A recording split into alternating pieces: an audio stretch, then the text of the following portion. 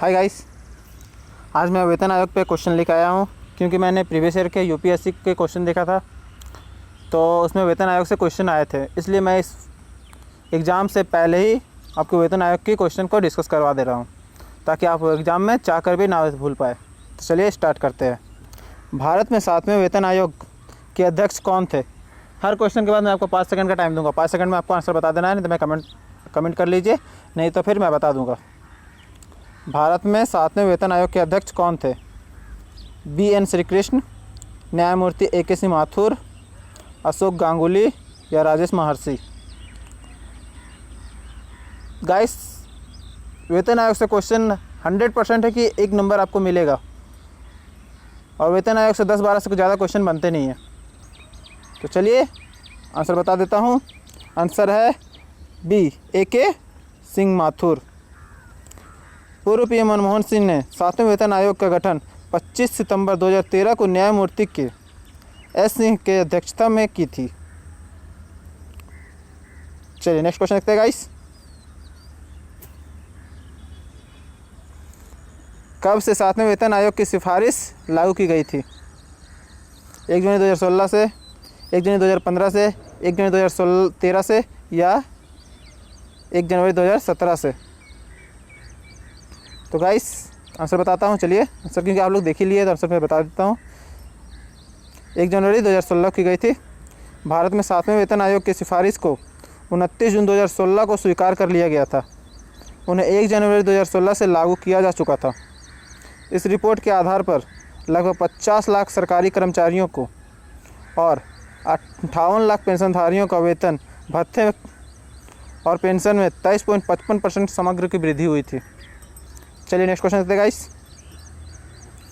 भारत में पहला वेतन आयोग कब स्थापित किया गया था? 1951 में, 1960 में, 1975 में या 1946 में? ये क्वेश्चन भी पूछा गया था प्रीवियस ईयर के प्री के एग्ज़ाम में, इसलिए क्वेश्चन मैं रिपीट करवा दे रहा हूँ। भारत में पहला वेतन आयोग कब स्थापित किया गया था? 1951, 1960, 1975 या 1946? तो गाइस मैंने तुरंत बताया ही था, फिर से बता देता हूँ। भारत में पहला वेतन आयोग 1946 में स्थापित किया गया था। तब से 7वें वेतन आयोग की स्थापना की गई है। चलिए नेक्स्ट क्वेश्चन देखते हैं गाइस। भारत में पहले वेतन आयोग के अध्यक्ष कौन थे? ये क्वेश्चन बहुत ही ज़्यादा इम्पोर्टेंट है क्योंकि कब किया गया था ये तो पूछ लिया गया, और अध्यक्ष कौन थे ये इंपॉर्टेंट क्वेश्चन बनता है इस बार। भारत में पहले वेतन आयोग के अध्यक्ष कौन थे?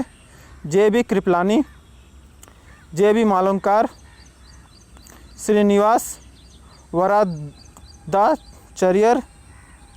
रंजीत सिंह सरकारिया। तो answer C is correct, Srinivasa वरादाचार्य।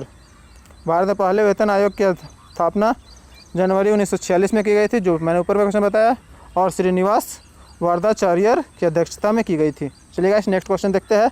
और ये क्वेश्चन आप बहुत इंपॉर्टेंट है, इसलिए आप इसको याद कर लीजिए क्योंकि ये क्वेश्चन आने की 100% संभावना है। चलिए नेक्स्ट क्वेश्चन देखते हैं गाइस। वेतन आयोग की संरचना किसके तहत की जाती है? किसके तहत आती है? वेतन आयोग की संरचना किसके तहत आती है?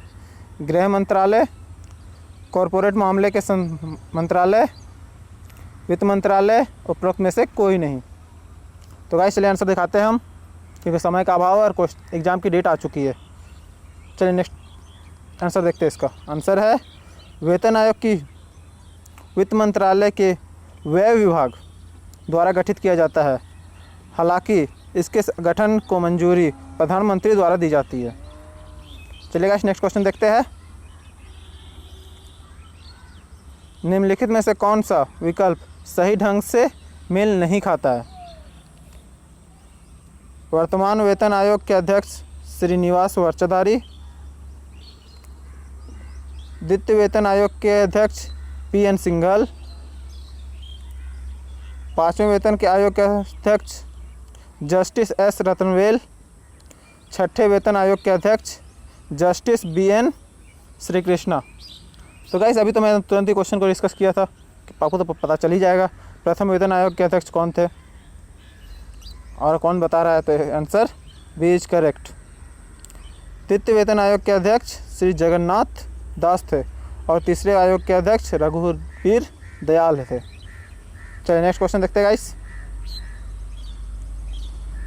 वेतन आयोग के द्वारा वित्त वर्ष 2016-17 में केंद्र सरकार पर कितना वित्तीय बोझ डाला गया? ये बहुत ही इंपॉर्टेंट क्वेश्चन है और ये क्वेश्चन आप डिटेल में भी पढ़ लीजिए जाकर के गूगल से। वेतन आयोग द्वारा वित्तीय वर्ष 2016-17 में केंद्र सरकार द्वारा कितना वित्तीय बोझ डाला गया था? 1 लाख करोड़, 1.65 लाख करोड़, 3.15 लाख करोड़ या 2.25 लाख करोड़? चलिएगा इस आंसर दिखाते हैं। Answer A is correct. 7वें वेतन आयोग के कुल वित्तीय प्रभाव वित्तीय वर्ष 2016-17 में 1,02,100 करोड़ रुपए था। यह कुल बोझ की वृद्धि 39.11 करोड़ रुपए भत्ते के लिए 29,300 करोड़ रुपए के पेंशन और 33,700 करोड़ रुपए का खर्च हुआ था। चलिएगा इस नेक्स्ट क्वेश्चन देखते हैं। 7वें वेतन आयोग के अनुसार केंद्र सरकार के कर्मचारी का न्यूनतम वेतन क्या है? ये क्वेश्चन बहुत ही इंपॉर्टेंट है गाइस। 7वें वेतन आयोग के अनुसार केंद्र सरकार के कर्मचारी का न्यूनतम वेतन कितना है?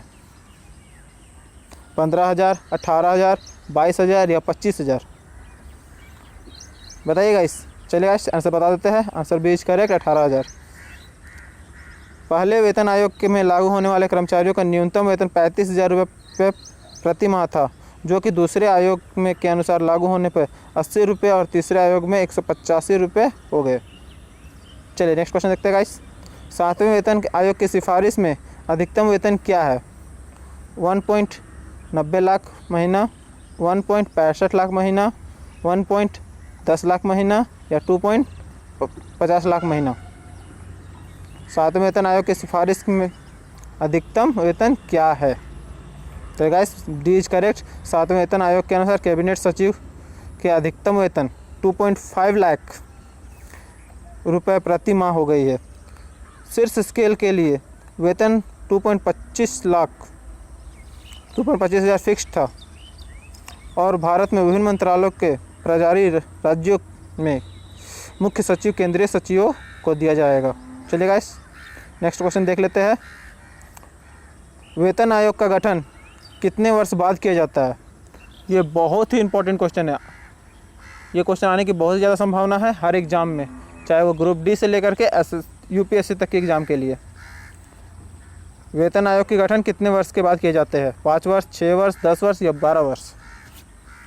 तो चलिए गाइस इसका आंसर दिखा देते हैं। आंसर है सी, 10 वर्ष।